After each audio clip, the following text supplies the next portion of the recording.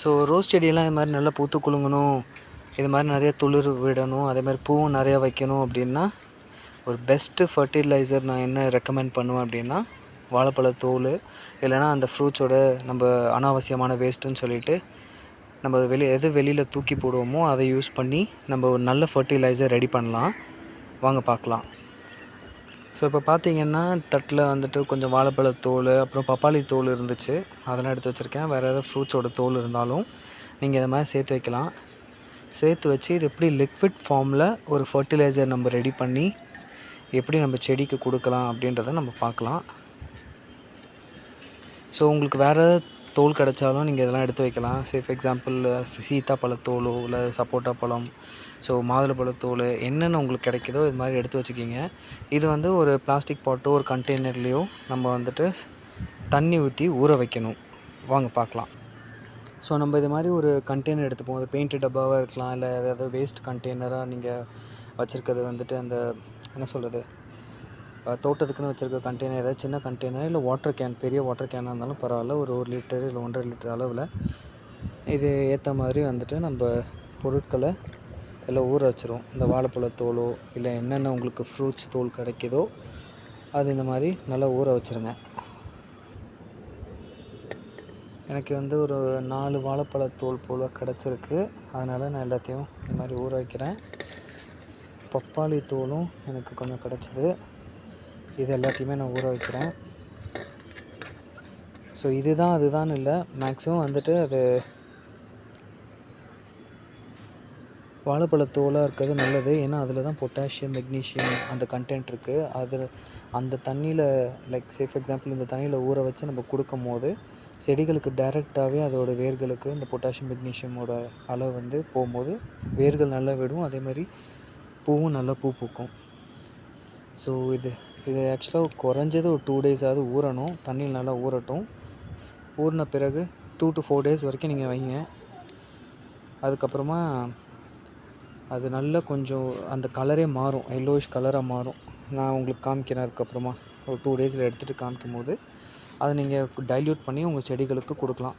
So இது வந்து ஒரு சிறந்த ஃபர்டிலைசர், லிக்விட் ஃபர்டிலைசராக நம்ம வந்து யூஸ் பண்ணிக்கலாம்.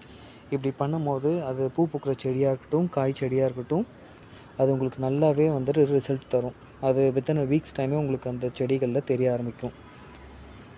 நான் இது அடுத்த வீடியோ நான் போஸ்ட் பண்ணுறேன். இது நம்ம 2 டேஸ் வரைக்கும் வெயிட் பண்ணிட்டு இது என்ன நடக்குதுன்னு பார்ப்போம். ஃப்ரெண்ட்ஸ், நான் காமிச்ச மாதிரி இந்த ஃப்ரூட்ஸோட தோல்லாம் சேர்த்து வச்சு கிட்டத்தட்ட ஒரு 7 டேஸ் விட்டுட்டேன். லாஸ்ட் வீக் எடுத்தது, இப்போ 7 டேஸ் கழித்து இன்றைக்கி நான் ஓப்பன் பண்ணுறேன். இதை பார்த்தீங்கன்னா நான் மிக்ஸ் பண்ணல, அப்படியே வந்துட்டு வெள்ளையாக ஏடு மாதிரி படிஞ்சிருக்கு, நல்லா புளிச்சிருக்கு. இது வந்துட்டு நீங்கள் டைரெக்டாக யூஸ் பண்ணக்கூடாது, ஏன்னா ரொம்ப பவர்ஃபுல்லாக இருக்கும். இதை நான் வந்து மிக்ஸ் பண்ணுறேன் பாருங்கள், ஃபுல்லாக அதோடய சாரெலாம் இறங்கியிருக்கும். நான் ஊற்றினப்போ தண்ணி வந்து வெறும் ப்ளெயின் வாட்டராக இருந்தது. இப்போ பார்த்தீங்கன்னா அதோடய சாறு ஃபுல்லாக இறங்கி ஒரு மாதிரி சாண்டில் கலர், நல்ல ஒரு லைட் ப்ரௌனிஷ் கலரில் தண்ணி இருக்குது. நல்லா மிக்ஸ் பண்ணி விட்டுட்டு இதை நீங்கள் ஃபில்ட்ரு பண்ணி இந்த தண்ணியில் நீங்கள் 1:2 1:3 ரேஷியோவோ நீங்கள் நல்லா டைல்யூட் பண்ணணும். இப்படியே கொடுக்கக்கூடாது. இதை நல்லா டைல்யூட் பண்ணிவிட்டு நீங்கள் அப்படியே மிக்ஸ் பண்ணி நீங்கள் வந்துட்டு செடிக்கு கொடுக்கலாம். முக்கியமாக ஃப்ளவரிங் பிளான்ட்ஸ்க்கெலாம் கொடுக்கலாம். ஏன்னா அந்த வாழைப்பழத்தோலோட சத்து, அப்புறம் அந்த பப்பாளியோட சத்து, ஃப்ரூட்ஸோட சத்து, இதெல்லாம் அந்த தண்ணியில் இறங்கியிருக்கும். ஸோ இந்த வேஸ்ட் கூட நம்ம இந்த சக்கையெல்லாம் வந்துட்டு வேஸ்ட் பண்ண வேணாம். இது நம்ம வந்துட்டு ஏற்கனவே கம்போஸ்ட் பின் ஒன்று வச்சுருக்கோம், அது மேலே போட்டுருவோம். இருங்க உங்களுக்கு காமிக்கிறேன், இது எப்படி வடிகட்டி இந்த தண்ணி எப்படி யூஸ் பண்ணுன்றது உங்களுக்கு நான் காமிக்கிறேன். ஸோ இது இன்றைக்கி நான் அண்டாவில் ஒரு பாதி அண்டா தண்ணி நப்பி வச்சுருக்கேன். இதை வந்துட்டு நான் இதில் வடிகட்டி ஊற்ற போகிறேன். இதுக்கு ஒரு தட்டு யூஸ் பண்ணி நான் வடிகட்டிக்கிறேன்.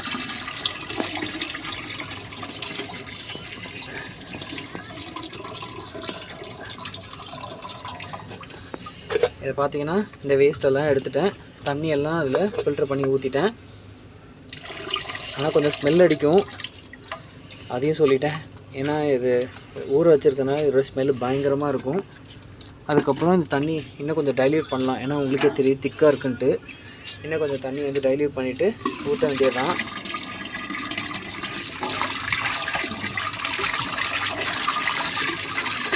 நான் வந்து ஒரு 3/4 அண்டா போல் கொஞ்சம் தண்ணி ஊற்றி இதை ஆட் பண்ண போகிறேன். ஆட் பண்ணிவிட்டு டைரெக்டாக இது வந்து நம்ம செடிகளுக்கு கொடுக்கலாம். ஸோ ஒரு 3/4 அண்டா போல் நொப்பிட்டேன். இப்போ நம்ம வந்துட்டு இந்த தண்ணியை டைரெக்டாக செடிகளுக்கு ஊற்றிடலாம்.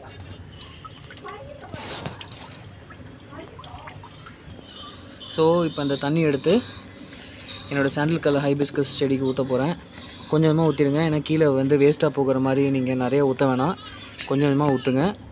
ஏன்னா கிட்டத்தட்ட 20-25 செடி இருக்குது, எல்லாத்துக்கும் சேர்த்து நான் ஊற்றிட்டு பாக்கி இருந்தால் அடுத்த ரவுண்டு வந்து ஊற்றுவேன். ஸோ இந்த வீடியோ உங்களுக்கு பிடிச்சிருந்தா லைக் பண்ணுங்கள், சப்ஸ்கிரைப் பண்ணுங்கள், ஷேர் பண்ணுங்கள் ஃப்ரெண்ட்ஸ். ஏதாவது கமெண்ட் உங்களுக்கு தெரியணும், ஃபீட்பேக் வேணும்னா எனக்கு சொல்லுங்கள். தேங்க்யூ ஃப்ரெண்ட்ஸ், தேங்க்ஸ் ஃபார் வாட்சிங்.